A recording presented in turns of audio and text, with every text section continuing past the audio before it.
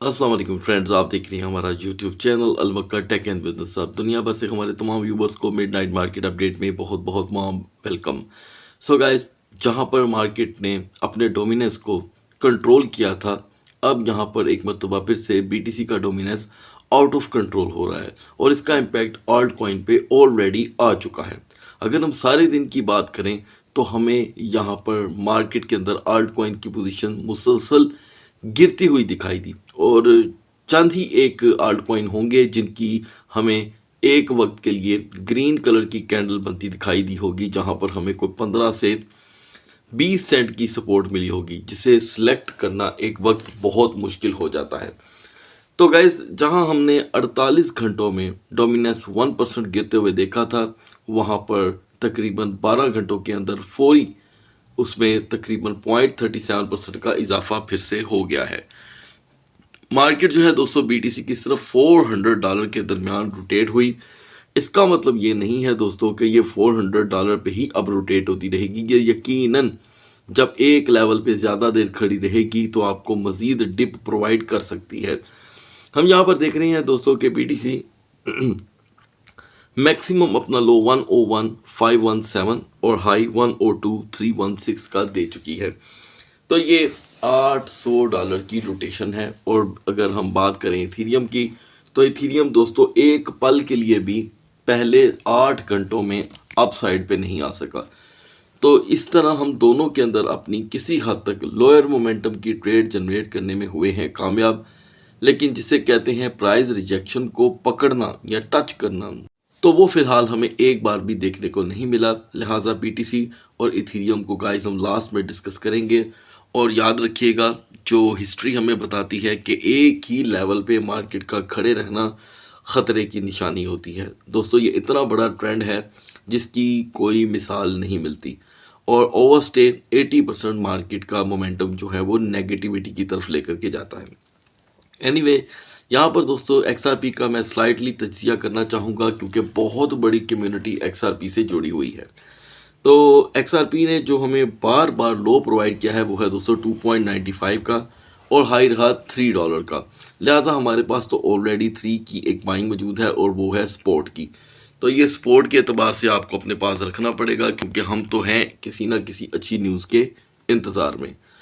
आगाज़ करना चाहूँगा मैं सोलाना से। गाइस, हमारी सोलाना की आज की सपोर्ट थी 225 एंड रेजिस्टेंस 234। सोलाना ने हमें अभी जस्ट अपनी सपोर्ट जो है वो यूटिलाइज करने का मौका दिया है। तो गाइस, मैं समझता हूँ कि हमें अपनी अगर 225 की बाइंग मिल गई है तो हम इसे करेंगे होल्ड, इसलिए कि अब यहाँ पर तकरीबन 31 घंटे होने को हैं कि मार्केट मुसलसल गिर रही है। तो सोलाना जो अब तक कुल मिला के $20 गिर चुका है, उसमें $5 तक की तो रिकवरी आनी बनती है। तो मुझे ऐसा लग रहा है दोस्तों कि सोलाना इजीली आपको $4 तक का रिवर्सल प्रोवाइड कर सकता है, ठीक है। और अगर हम इसकी सपोर्ट की बात करें, फ्रेश सपोर्ट की, तो वो है 218 टू 229 229। अब आते हैं गाइस बीएनबी पे। बीएनबी की हमारी आज की सपोर्ट थी 665 एंड दिस 678। फाइनली हम दोस्तों अपनी सपोर्ट पे खड़े हैं, ठीक है। यह आपके ऊपर डिपेंड करता है कि आप इस सपोर्ट को यूटिलाइज करना चाहते हैं कि नहीं। हालांकि इस सपोर्ट के अंदर बहुत एनर्जी मौजूद है। एनीवे, नेक्स्ट 12 आवर के लिए यहाँ पर जो बीएनबी की इंटरनेशनल सपोर्ट है 650 की, हम उसी के ऊपर अपनी नज़रें रखेंगे क्योंकि पिछले 2 माह से बीएनबी ने अगर 650 की सपोर्ट को तोड़ा है तो सिर्फ 2 बार, और दोनों बार बीएनबी 615 और 623 का लो लगाकर फौरन रिकवर कर गया है। हाई रेजिस्टेंस यहाँ पर रहेगी दोस्तों 670 की। कुल मिलाकर बीएनबी में भी 30 से $34 की कमी हो गई है 31 घंटों में। नाउ डोज कॉइन दोस्तों हमारा यहाँ पर फ्यूचर में पहला टोकन है जिसमें हमें मिली है कामयाबी, और ये हमारी पोजीशन थी बाय डिफाई एक्सचेंज की। 0.3250 हमारी एंट्री थी गाइस और एग्जिट था 0.3205 का। आपके सामने है दोस्तों, डोज कॉइन ऑलरेडी यहाँ पर डाउन कर चुका है, तो मॉर्निंग के लिए हम डोज को फिर से यूटिलाइज कर सकते हैं। यहाँ पर डोज की जो एंट्री जोन बन रही है दोस्तों, मेरे नज़दीक जो सेफ है वो है 0.3150 से 0.3185। ये दोस्तों आप एंट्री जोन काउंट कर सकते हैं, ठीक है जी। टीपी यहाँ पर जो मैं समझ रहा हूँ जो सेफ है वो है 30 से 0.3275। अब यहाँ पर ऑब्वियसली हमारा स्टॉप लॉस भी जो है वो थोड़ा सा मॉडर्न किस्म का होना चाहिए, तो वो है 0.2910 से 0.2990। तो दोस्तों इसे हमने बाय डिफाई एक्सचेंज पे यूटिलाइज करना है, क्योंकि किसी भी एक्सचेंज के जो एनालिसिस हैं वो आपस में मैच नहीं करते। ओके जी। सो गाइस नाउ सुई, आपको बताया गया था सुबह हम थे 3.98 पर कि सुई टोकन में हमें 15 सेंट का लो देखने को मिलना ही मिलना है। तो गाइस सुई ने हमें जो लो प्रोवाइड किया है वो है 3.86 का। अब कहाँ पर हम 3.98 पे थे और कहाँ पर 3.96। 15 सेंट का मैंने आपसे लो कहा, 12 सेंट का ऑलरेडी लो आ चुका है। स्टिल यहाँ पर सुई अगर 3.95 पे अगले 45 मिनट में नहीं आता तो सुई आपको 15 सेंट का और लो प्रोवाइड कर सकता है। अब जाकर दोस्तों हम देख रहे हैं कि पोल्का डॉट जो अपनी ETF की न्यूज़ की वजह से मुसलसल चमक रहा था, मुसलसल, ये समझ लें कि डॉट ने 6.43 की अपनी पोजीशन आज तोड़ी है, ठीक है जी। और लो हमने देखा है 6.15 का। डॉट लवर्स के लिए एक पोजीशन है हमारे पास जो मैं बार बार शेयर कर रहा हूँ, 6.05 से 6.10। तो क्यों ना हम 6.10 का यहाँ पर वेट कर लें। ये एंट्री दोस्तों बनती है स्पोर्ट की। स्पोर्ट ट्रेडर्स की बहुत बहुत कंप्लेंट्स थी इस बात की कि उस्मान भाई आप नाम लेकर पोजीशन शेयर कर दिया करें, प्लीज़ हमें नहीं पता चलता। तो गाइज मैं आपको क्लियर कट बता रहा हूँ, जिस टोकन का मैं आपसे स्टॉप लॉस शेयर ना करूँ वो स्पोर्ट की पोजीशन होती है ठीक है। तो ये स्पोर्ट ट्रेडर के लिए है खालसन पोल्का डॉट की ये पोजीशन, ये इग्नोर करने वाली नहीं है, लेकिन 3 स्टेप ऑफ बाइंग को अपने जेहन में रखिएगा। देखिए दोस्तों यहाँ पर BGP में किसी किस्म की कोई ट्रेड मिलने का नाम नहीं ले रही, ठीक है।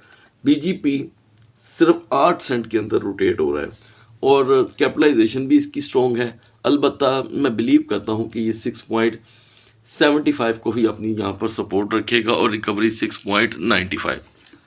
यूनिस्वैप में गाइस आपको बताया गया था कि 11.49 पे हम खड़े थे और 11.70 की हमें चाहिए थी रेजिस्टेंस, और अगर ये 11.70 को रेजिस्ट नहीं करेगा तो आपको 20 सेंट का मजीद लो मिलेगा। यहाँ पे यूनिस्वैप ने 11.30 का 100% लो दिया है। काइंडली मेरी आपसे रिक्वेस्ट है जा करके चेक कर लीजिएगा। अच्छा, अब यहाँ पर हम कंपैरिजन करेंगे यूनिस्वैप की पिछले 24 घंटों की परफॉर्मेंस का। देखें गाइस, यूनिस्वैप जो 12.35 पे खड़ा था और एक टाइम पे 12.60 पे, इसके प्राइस में 1.20 सेंट की कमी हो गई है। 0.80 सेंट ये और गिर सकता है, क्योंकि ये यूनिस्वैप की हरकत ही यही है कि हर मार्केट में इस तरह करता है। तो मैं समझता हूँ कि हम इसे फिर भी सेफली जो कि है ट्रेड कर सकते हैं। सेफ कैसे, मैं बताता हूँ। देखिए गाइज, यहाँ पर यूनिस्वैप की सेफ जोन है 11.65 और 11.65 पे अगर हम चले जाते हैं तो मार्केट इसकी स्लो रहेगी, लेकिन वीकर जोन यहाँ पर इसकी काउंट हो रही है 11.10, ठीक है। या तो आप यहाँ पर 11.10 से 11.20 का वेट करें, यहाँ पे अपनी स्पोर्ट की एंट्री बनाकर 11.50 का आप इसमें एग्जिट ले सकते हैं। तो दोस्तों वो पेपे कॉइन जो अभी रिसेंटली 1430 का हाई देकर के आया है, फिर से बुरी तरह गिर रहा है। तो मैं ये अपॉर्चुनिटी कभी भी नहीं जाने दूंगा। मैं चाहूँगा कि आप पेपे में 401250 की पहली एंट्री यहाँ पर बना लें। उम्मीद है कि पिछले दिनों जितने भी दोस्तों ने पेपे को यूटिलाइज़ किया है उनका प्रॉफिट जो है वो बुक हो चुका होगा। तो अब मैं यहाँ पर देख रहा हूँ दोस्तों कि एप्टस में भी हम कामयाब रहे। 7.75 इसकी रेजिस्टेंस थी और आपको बताया गया था कि ये रेजिस्टेंस हमें 45 मिनट नहीं मिलती तो हमें एप्टस 7.35 का लो देगा। गाइस हम 7.28 तक आ चुके हैं, अंदाज़ा करें।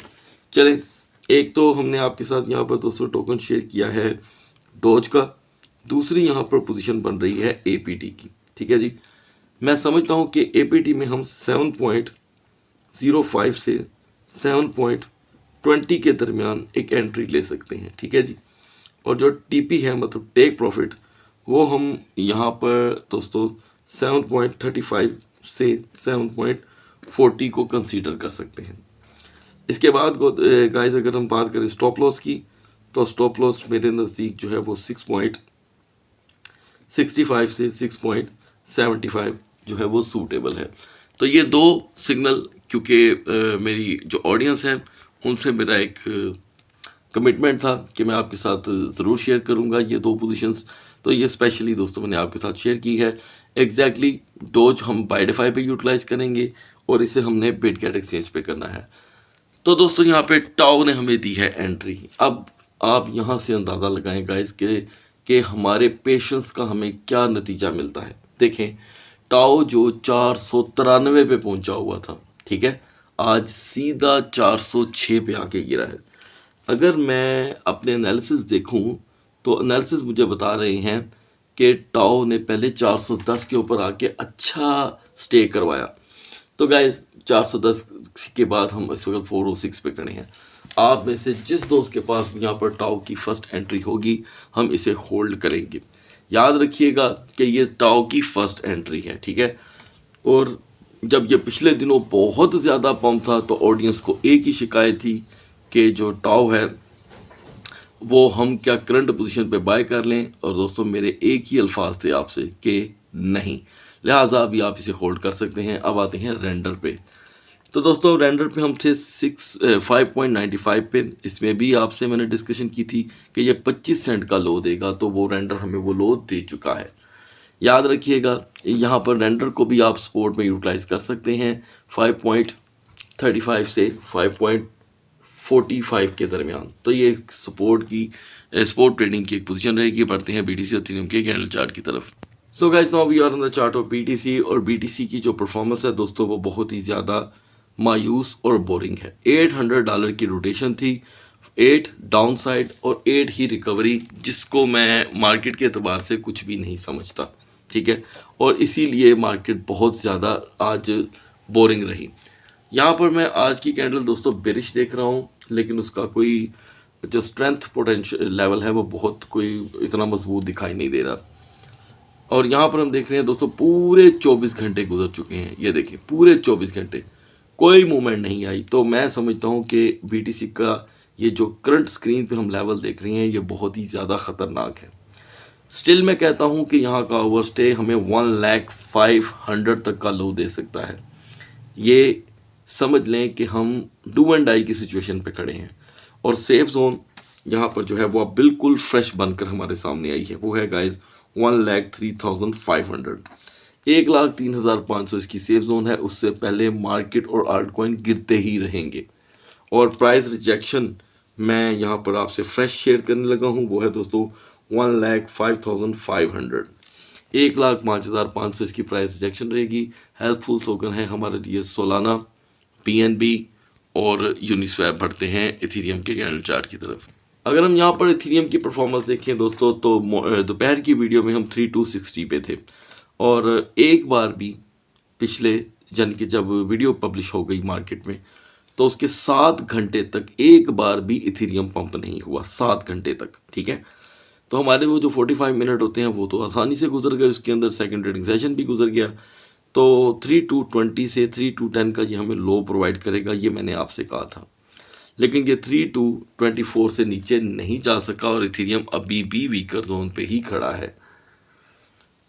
तो गाइज यहाँ पर हम देख रहे हैं कि एक हेल्दी बेरिश कैंडल बनी है। अब 48 घंटे हो गए हैं, इथेरियम मुसलसल गिर रहा है, और 34, 36 से गुजरते हुए एक भी सपोर्टिंग कैंडल नहीं है, ठीक है।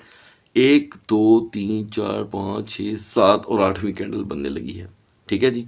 8 × 4 32 घंटे हो गए, सॉरी 32 घंटे।